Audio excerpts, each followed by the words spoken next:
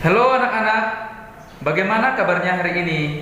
Bapak harap anak-anak kami semua dalam keadaan sehat-sehat selalu. Baiklah anak-anak, seperti biasanya, sebelum kita memulai pembelajaran kita hari ini, mari kita awali dengan berdoa. Mari siapkan hati kita untuk berdoa. Berdoa dimulai.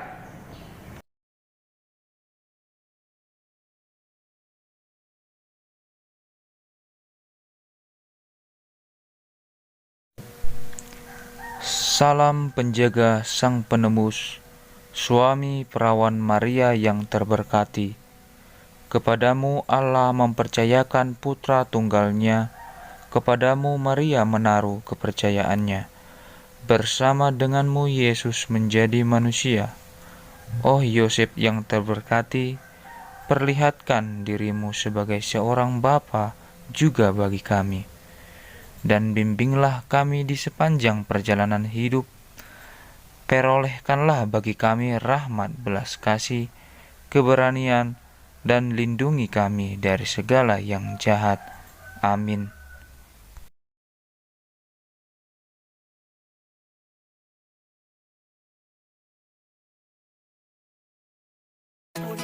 Oke anak-anak, hari ini kita akan belajar tema 7, subtema 3, pelajaran bahasa Indonesia.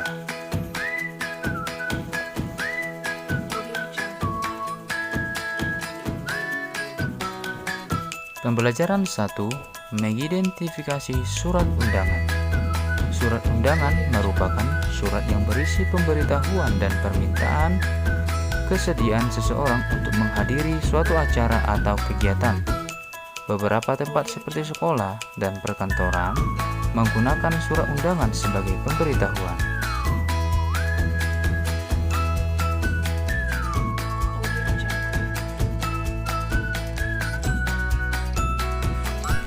Surat undangan menggunakan kalimat yang efektif, singkat, padat, dan jelas.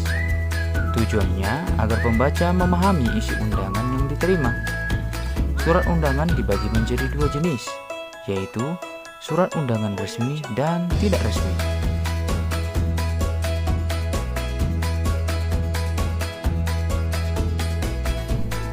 Yang pertama, undangan resmi.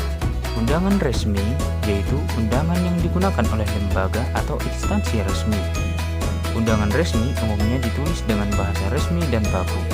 Misalnya, undangan dari Kementerian Negara atau pemerintah daerah.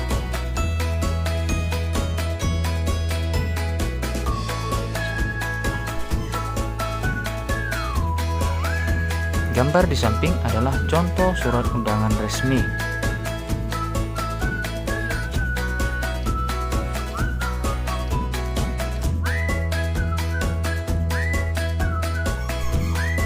Kemudian, yang kedua adalah undangan tidak resmi. Undangan tidak resmi yaitu undangan yang mengatasnamakan pribadi yang ditujukan kepada orang lain untuk menginformasikan kegiatan pribadi orang tersebut. Misalnya, undangan ulang tahun.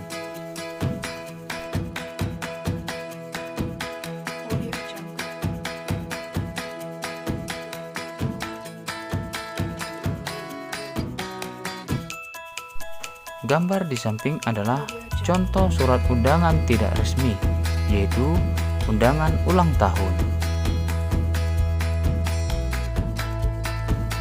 Nah, di pembelajaran kedua yaitu mengidentifikasi ide pokok dan kosakata tidak baku berdasarkan teks.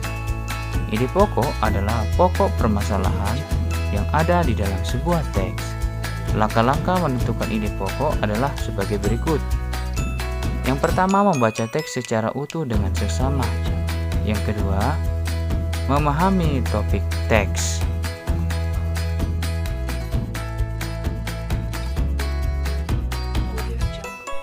Yang ketiga, memahami isi dan hubungan antar kalimat dalam setiap paragraf. Yang keempat, menentukan kalimat utama pada setiap paragraf. Yang kelima, mencatat hal-hal penting dalam setiap paragraf. Yang keenam, jika belum memahami isi teks, bacalah teks tersebut secara berulang.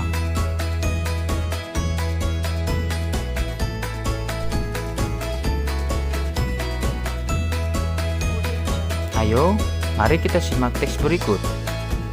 Pada 16 Agustus 1945, sekitar pukul 4 WIB, sejumlah pemuda, antara lain Sukarni, Wikana, dan Cair Saleh, membawa Soekarno dan Hatta ke Rengas Dengklok. Di sana, para pemuda mendesak mereka agar segera memproklamasikan kemerdekaan. Para pemuda berusaha meyakinkan Soekarno dan Hatta bahwa Jepang sudah menyerah dan rakyat siap melawan Jepang. Malam harinya, Laksamana Maeda mengantar Soekarno dan Hatta ke kediaman Mayor Jenderal Mikio Yamato. Namun ditolak. Akhirnya, mereka menuju ke rumah Laksamana Maeda di Jalan Imam Bonjol nomor 1 untuk menyiapkan rapat persiapan teks proklamasi. Ide pokok berdasarkan paragraf tersebut adalah Jepang sudah menyerah dan rakyat siap melawan Jepang.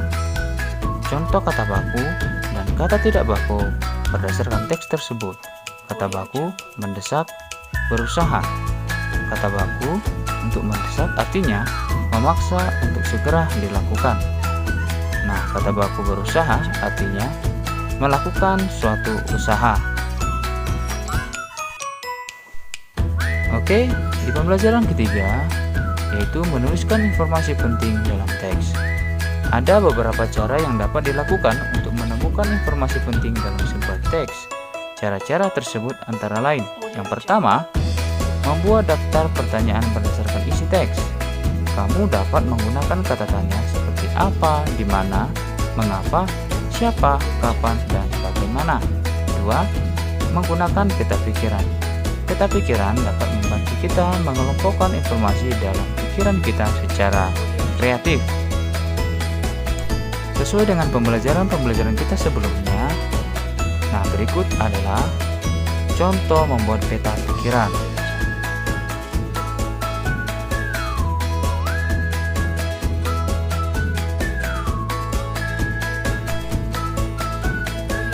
Untuk contoh lainnya, kita perhatikan.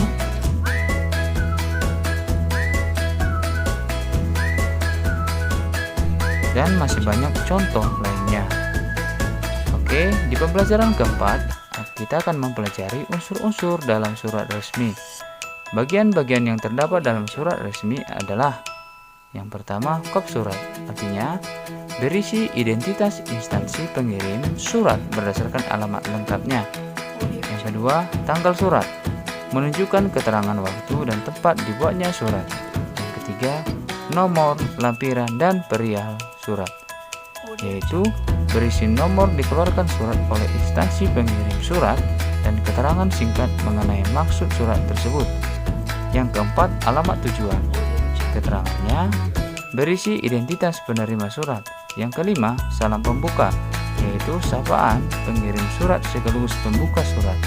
Yang keenam, isi surat, artinya pesan yang ingin disampaikan pengirim surat. Yang ketujuh, salam penutup, yaitu salam untuk mengakhiri surat. Yang kedelapan, nama pengirim, yaitu sebagai identitas pengirim surat. Nah, berikut adalah contoh dan bagian-bagian dari surat resmi.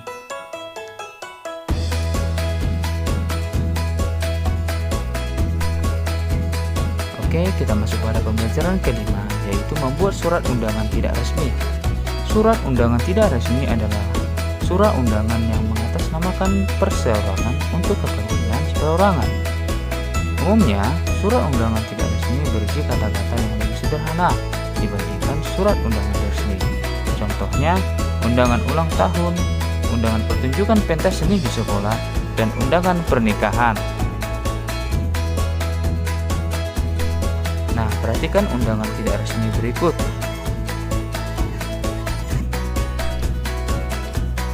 Ini adalah contoh undangan tidak resmi lainnya, yaitu tentang lomba kemerdekaan.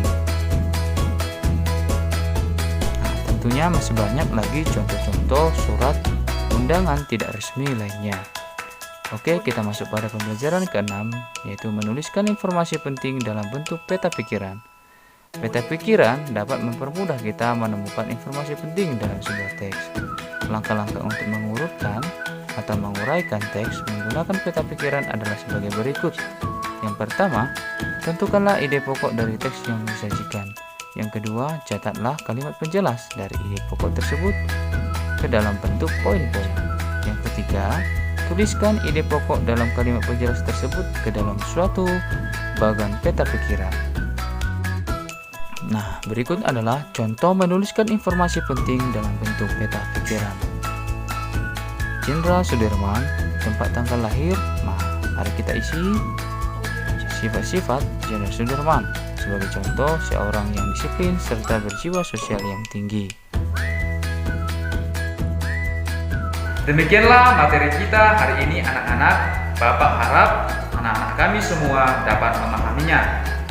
Bapak tetap menghimbau dan mengingatkan agar kita tetap mematuhi protokol kesehatan, memakai masker, menjaga jarak, dan rajin cuci tangan. Sekian dan terima kasih.